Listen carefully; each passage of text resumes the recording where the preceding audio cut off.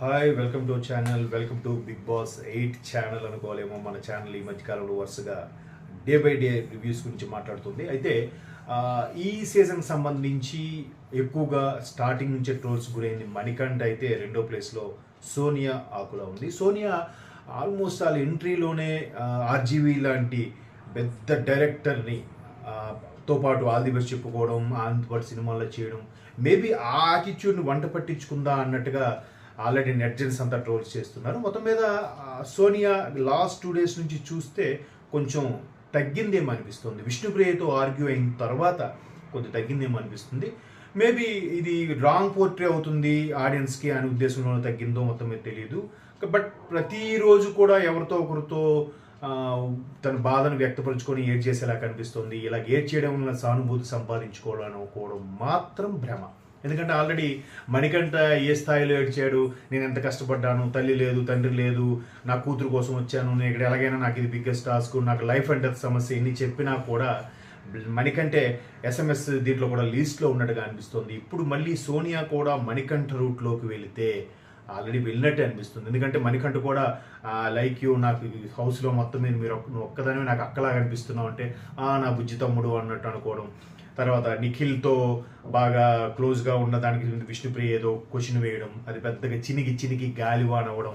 మొత్తం మీద సోనియా బాగుంది, మొదట్లో బాగా క్వశ్చన్ చేస్తుంది అనుకున్నారు, కానీ అది ఎందుకో కాస్త బెట్టు చేస్తున్నట్టుగా బిల్డప్ ఇస్తున్నట్టుగా ఆడియన్స్కి అనిపిస్తుంది అని మొత్తం మీద కామెంట్స్ ప్రకారం కూడా వ్యూస్ ఇచ్చే దాన్ని బట్టి ప్రకారం కూడా మనకు అర్థమవుతుంది. అయితే సోనియా ఇట్లా కాకుండా కొద్దిగా స్టైల్ మార్చారా? ఇప్పుడు నెట్జెన్స్ అంతా కూడా సోనియా మీద నుంచి కాస్త తమ దృష్టిని విష్ణుప్రియ మీదకి మరల్చడం వల్ల సోనియా సేఫ్గా ఉందా ఏంటా అని అనిపిస్తుంది. మేబీ అలాగా అనుకున్నట్టయితే సోనియా కాస్త సేఫ్ జోన్లో ఉండొచ్చు. ఎందుకంటే బేబక్ వెళ్ళిపోయారు, నెక్స్ట్ ఆదిత్య ఓమో, శేఖర్ భాష, సోనియా, మణికంఠ వీళ్ళు ఎక్కువగా నామినేషన్స్ గురవుతున్నారు. నామినేషన్స్ ద్వారా కమింగ్ వీక్లో బయటికి వెళ్ళిపోయే ఛాన్సెస్ ఉన్నాయి అనుకుంటున్న పేర్లలో వీళ్ళ పేర్లు వినిపిస్తున్నాయి. విష్ణుప్రియ నామినేషన్ స్పెషల్గా యష్మి క్లాన్ హెడ్గా చేసినప్పుడు కూడా, అతిపెద్ద క్లాన్ బాస్గా చేసినప్పుడు కూడా విష్ణుప్రియ అందరితో నువ్వు అలా చేయకూడదురా, ఇలా రా అలా రా అనుకున్నప్పటికీ విష్ణుప్రియ మీద ఉన్న దృష్టి కాస్త యష్మి మీదకి డైవర్ట్ అయ్యే నేపథ్యంలో విష్ణుప్రియ కాస్త సేఫ్ అయ్యేలా కనిపిస్తుంది.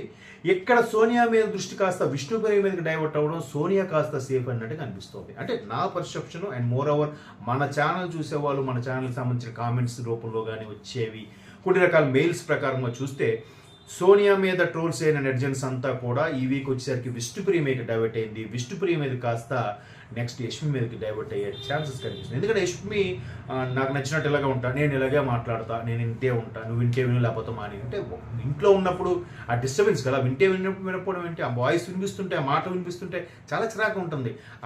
ఈవెన్ సంచాలకుగా ఉన్న ప్రేరణ కూడా లేక సంచాలక అవకాశం ఉంటుంది, దానికి బుర్ర తినేసి అవుట్ ఇచ్చి అది కాదు ఇది కాదు అవుట్ ఇవ్వగానే వాళ్ళు డ్యాన్స్ చేయడం, వాళ్ళు రెచ్చగొట్టేలా మాట్లాడడం. ఆఖరికి నబీల్ మీరు బయట ఉన్న వాళ్ళు మాట్లాడకూడదు అన్నా కూడా ఈ మళ్ళీ మాట్లాడి యష్మి నేను ఇలాగే మాట్లాడతా, నా ఇష్టం, నేను ప్రేక్షకురాలుగా చెప్తా అని అంటే అది కరెక్ట్ కాదు. సో చూద్దాం. మణికంఠది కాస్త సోనియా మీదకి వచ్చింది, సోనియాది కాస్త విష్ణుప్రియ మీదకి వచ్చింది, విష్ణు మీద కాస్త యష్మి మీదకి వెళ్తే అవకాశం నాకు అనిపిస్తుంది. మొత్తం మీద నెట్జెన్స్ ట్రోలింగ్స్ ఏదైతే నాగమణికంఠన్ చేశారు, తర్వాత సోనియా ఆకుల మీద కూడా ఎక్కువగా జరిగాయి. మేబీ తన యాటిట్యూడ్ వల్ల కూడా అవ్వచ్చు, లేదంటే ప్రతిరోజు ఏదో ఒక సందర్భంలో ఏడవడం అయినా అయ్యుండొచ్చు, సానుభూతి కోసం మరే కారణాల కోసం. ఇప్పుడు అది కాస్త విష్ణుప్రియ మీద, విష్ణుప్రియ అట్లా ఏడవడం ఇదిగా లేదు, బట్ బ్రేవ్గానే ఉంటుంది, బాగా ఫైట్ చేస్తుంది. బట్ ఎందుకో ఎక్కువగా ఆమె వేసే జోక్స్ మీద కానీ జనగా ఆమె నోస్ గురించి కానీ జోక్స్ చేస్తుంటారు బయట ప్రోగ్రామ్స్లో, ఆ పరంగా ట్రోల్స్ చేశారేమో అనుకుంటాం.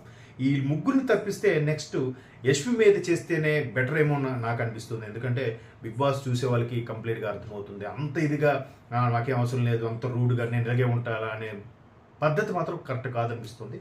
చూద్దాం. అలాగానే యష్మి హైలైట్ అయితే విష్ణుప్రియ మళ్ళీ సేఫ్ జోన్లోకి వెళ్ళే అవకాశం కనిపిస్తుంది. సో ఇవాళ రివ్యూస్ ప్రకారం అయితే ఇది నాకు అనిపించింది చెప్తున్నాను. మీ అభిప్రాయం కూడా కామెంట్స్ ద్వారా తెలియజేయండి. ఛానల్ సబ్స్క్రైబ్ చేసుకోండి, చూస్తూనే ఉండండి. బాయ్.